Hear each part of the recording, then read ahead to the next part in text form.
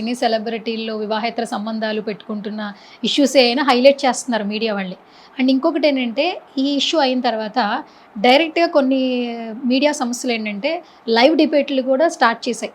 పరిష్కార మార్గం చూపించకుండా బికాస్ ఆఫ్ కంటెంట్ వ్యూస్ కోసం సీరియల్ ఆర్టిస్టులనే కొంతమంది తీసుకొచ్చి కూర్చోబెట్టి మరి డిబేట్స్. ఆ డిబేట్ చేయడం వల్ల ఇది ఆగే ప్రయత్నం అయితే జరగట్లా. మీరన్నట్టు కంటెంట్ పెంచుకోవడానికి, వ్యూస్ పెంచుకోవడానికి మాత్రమే ప్రోగ్రామ్స్ చేస్తున్నారు. అంతే. నిన్న ఒక సోషల్ యాక్టివిస్ట్ క్వశ్చన్ చేశారు. మీలా మాట్లాడిన వాళ్ళు ఏంటంటే, ఇలాంటివి పునరావృతం కాకుండా ఉండాలంటే, ఇప్పుడు సెలబ్రిటీలు కాబట్టి ఈ అంశాన్ని హైలైట్ చేస్తున్నారు. నార్మల్ చాలామంది జీవితాల్లో కూడా ఇలాంటివి జరుగుతున్నాయి. కాబట్టి ఒక యాక్ట్ తీసుకురావాలి, ఒక చట్టం అనేది తీసుకురావాలి. ఎందుకంటే సుప్రీంకోర్టే చెప్తుంది ఇల్లీగల్ రిలేషన్స్ గురించి. అంటే ఒక పెళ్ళైన తర్వాత ఆ వైఫ్ నచ్చకపోతే నీ నెక్స్ట్ లైఫ్ స్టార్ట్ చేసేయచ్చు అని ఈజీగా ఇంతకు ముందు ఉన్నటువంటి చెప్పలేదు. అది తప్పు. ఇప్పుడు శిల్ప కూడా అదే అడుగుతుంది. అడల్టరీ తప్పు కాదు అన్నారు, అందుకే ఇలా జరిగింది, ఇంకెవరికి ఇలా జరగడానికి వీల్లేదు, అవసరమైతే చట్టంలో మార్పులు చేయాలని ఆమె డిమాండ్ చేస్తుంది. ఆమె అడిగేది సహేతుకమే. కానీ అడల్టరీ అలా చెప్పలేదు. అసలు అడల్టరీ అంటే డెఫినేషన్ వేరే ఉంది, సుప్రీంకోర్టు చెప్పింది వేరే ఉంది. ఎవరికి వాళ్ళు వాళ్ళకి నచ్చింది నచ్చినట్టు మాట్లాడుకుంటున్నారు. అంటే నచ్చిన కంటెంట్ వరకు తీసుకొని, అంటే వ్యూవర్షిప్ వచ్చే కంటెంటే పెట్టేలాగా మనం తయారైన తర్వాత మనకి నచ్చిన దానికే కనెక్ట్ అయిపోయి నేను కరెక్టే అని చెప్పుకునేదాకా మనుషులు వెళ్ళిపోయిన తర్వాత సుప్రీంకోర్టు తీర్పుల గురించి నచ్చిన కంటెంటే తీసుకొని, అంటే నచ్చిన ముక్క మాత్రమే అన్వయించుకునే తెలివితేటలు మనుషులు లేకుండా ఉంటాయా? సుప్రీంకోర్టు ఏమి చెప్పింది?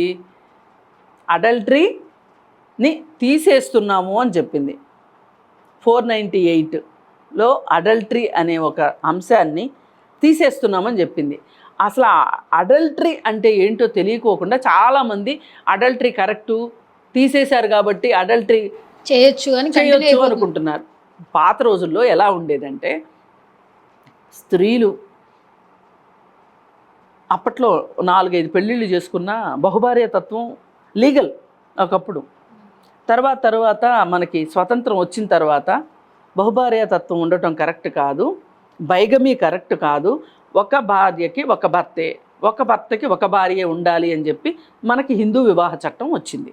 వచ్చినప్పుడు ఈ అడల్టరీ అనేది ఏదైతే ఉందో అది ఎలా ఉండేదంటే, ఆ పాత రోజుల్లో మహిళకి హక్కులు లేని రోజుల్లో, మహిళ స్వతంత్రురాలు కాని రోజుల్లో, మహిళకి చదువు లేని రోజుల్లో, మహిళకి ఆస్తి లేని రోజుల్లో, మహిళ ఉద్యోగాల్లో రాజకీయాల్లో రాణించని రోజుల్లో మహిళ మీద పూర్తి హక్కు పురుషుడికి ఉండేది.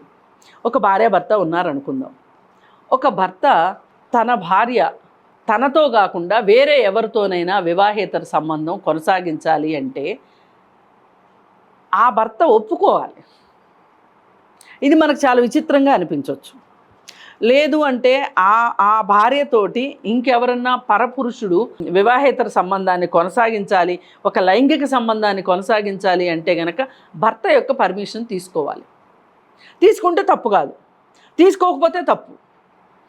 ఇప్పుడు ఏం చేశారు, చట్టంలో ఏ మార్పు చేశారు అంటే, అసలు ఇవాళ స్త్రీ సర్వస్వతంత్రురాలు, తనకేం కావాలో తను నిర్ణయించుకునే హక్కు తనకుంది, అంత స్వేచ్ఛ తనకుంది.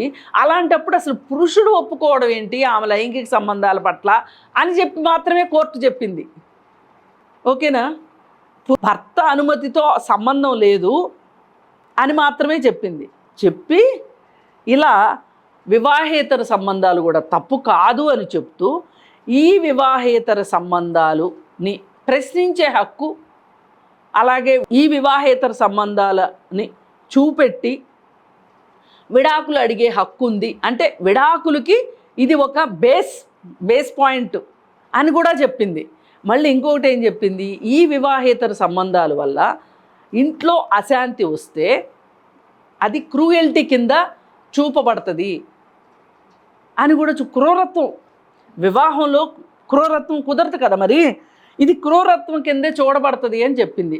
అంటే ఇప్పుడు దీన్నే మనం శిల్పకి అప్లై చేసామనుకోండి, చందుకి శిల్పకి అప్లై చేసామనుకోండి, ఇతను వివాహేతర సంబంధం కొనసాగిస్తున్నాడు వేరే స్త్రీతో. దీనివల్ల శిల్ప ఇబ్బంది పడుతుంది. శిల్పకి ఇంట్లో అశాంతి వచ్చింది, వాళ్ళిద్దరి మధ్యలో మనస్పర్ధలు వచ్చినాయి.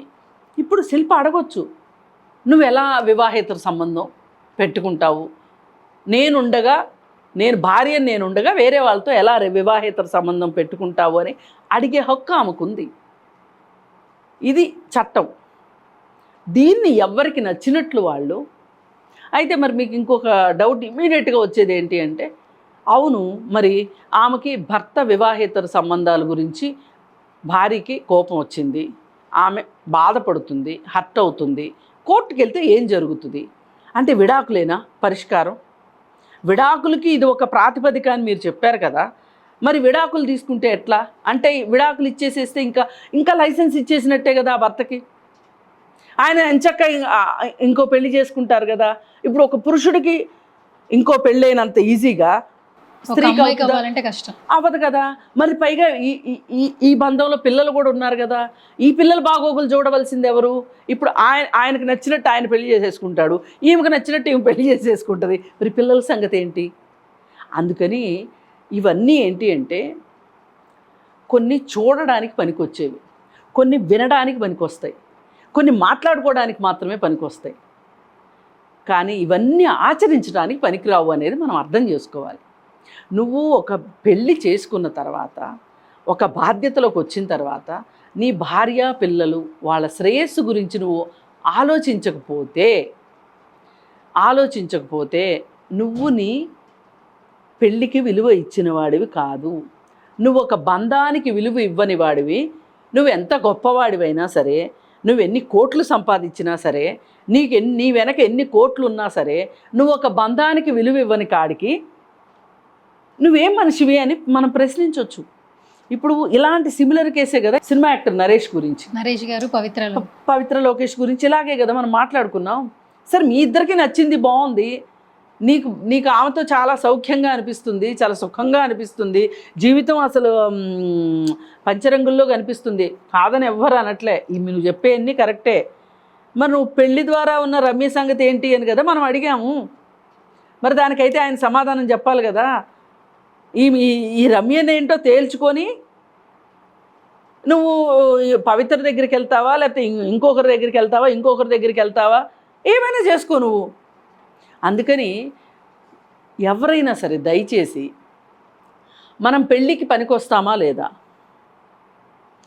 పెళ్ళికి సర్టెన్ రూల్స్ ఉన్నాయి, ఒక పద్ధతి ఉంది, ఉండగలమా లేదా అనేది మనం సెల్ఫ్ చెక్ చేసుకొని పర్లేదు, నేను ఒక భార్యని నేను గౌరవించగలను, ఒక భార్య బాధ్యతను నేను తీసుకోగలను, నాకు పిల్లలంటూ వస్తే పిల్లల్ని మేమే కదా ప్రపంచంలోకి తీసుకొస్తాము, ఆ పిల్లల్ని కూడా చూసుకోగలము అనే ఒక నమ్మకం నీకున్న రోజున నువ్వు పెళ్లి చేసుకో.